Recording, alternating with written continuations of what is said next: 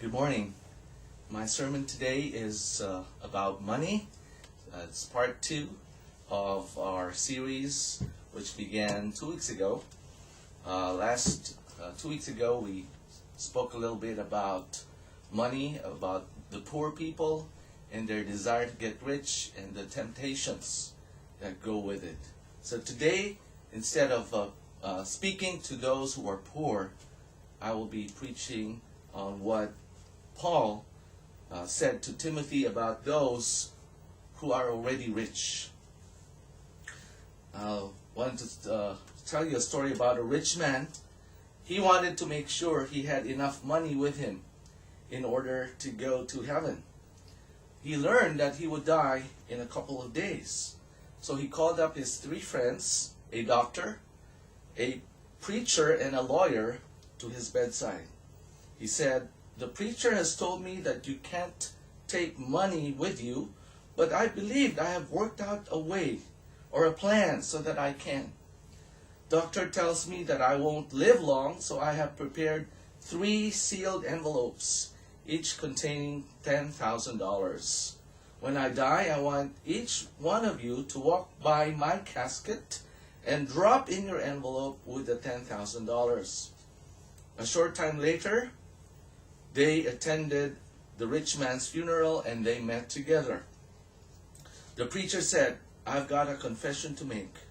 We've been needing to repair the organ in the church for a long time, and I took $2,000 out of Bill's envelope and I used it on the organ." The doctor said, "This makes it easier for me because I took $5,000 out and used it for my new clinic and only dropped in $5,000. The lawyer said, "Well, my conscience is clear. I did just what Bill said. I kept my envelope, the whole $10,000. I picked up both of yours and dropped in a check for the whole amount of $30,000. When it comes to money, we all have different kinds of reaction. Ever heard someone say, "I don't want nobody to know how much I make"? Is it because the person wants others to think he is richer than he is, or that he is poorer than he is? If you ask a person who makes $20,000 a year what would be a good paying job, he or she would probably say, "Oh, making at least $30,000. If you ask a person making $30,000 a year the same question, she would probably say $50,000. And if you ask another person making 50, he would probably say 100,000, and on and on and on. Most people think a good salary is one that pays more than they are making. But did you realize that if you have your own home, have 2 cars, have a retirement plan, and you have more wealth than 98% of the world's population? Think about that. You are in the top 2% of the world's richest people. Money is something which is neither good or bad. It's what we do with our attitude towards money that makes the whole difference. Our attitude toward life determines if we will ever have enough money. The Bible is filled with teachings on money. The worst thing that we can do with money is to fall in love with it. So today our message is from the book of 1 Timothy, chapter 6, verses 17 to 19. Let me read that. 1 Timothy chapter 6, verse 17 to 19. "Instruct those who are rich in this present world not to be conceited or to fix on the uncertainty of riches, but on God, who richly supplies us with all things to enjoy." Verse 18. "Instruct them to do good, to be rich in good works, to be generous and ready to share, storing up for themselves the treasure of a good foundation for the future, so that they may take hold of that which is life indeed. In verse 17, we see that this message is about for those who are rich. Now, will you say, well, I am not rich, I am poor? Think about this. This is what the Bible says is the definition of rich. If you have food on the table, if you have clothes to wear, and if you have a roof over your head, the Bible says we have to be content with that.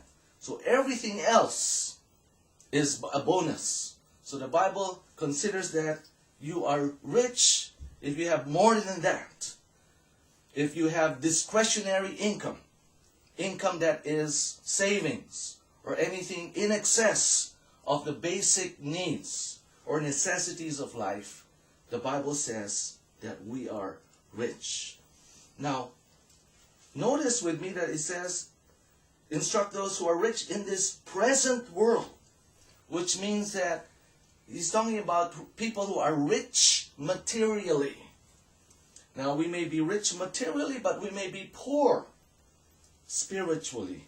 He says, there will be riches now, but there will be riches which are greater, which are better in the future. And we'll talk more about that later on in verse 19. He says, if you are rich, that includes all of us, including our church, watch out for the wrong attitude, which is pride and arrogance. You see, rich people, they have enough money that they can have people wash their cars, clean their homes, do things for them. And so they feel that, if I have money, I can do anything. So the attitude, he says, watch out that you are not prideful or arrogant. So from taking the negative, he says, cultivate the right attitude. He says here in verse 18, not to fix your hope on the uncertainty of riches. Earthly riches are uncertain. Let's look at Proverbs 23, verses 4 to 5. This is very practical advice. It reads, do not weary yourself to gain wealth. Cease from your consideration of it. When you set your eyes on it, it is gone. For wealth certainly makes itself wings like an eagle that flies toward the heavens. Now, we had an example of that about a year ago when the stock market collapsed from 14,000, went all the way down to 7,000. A lot of 401k accounts were halved, and people were really in a panicky situation. What do I do? Can I still retire? They had fear going on in their minds. They could not sleep. That is the uncertainty of earthly riches. And here it says, we ought to focus our hope not on those riches, but on God. Why? Because God, He is the source of all these riches. Lest we forget. Turn to Deuteronomy, that's in the Old Testament, Deuteronomy chapter 8, verses 17 to 18.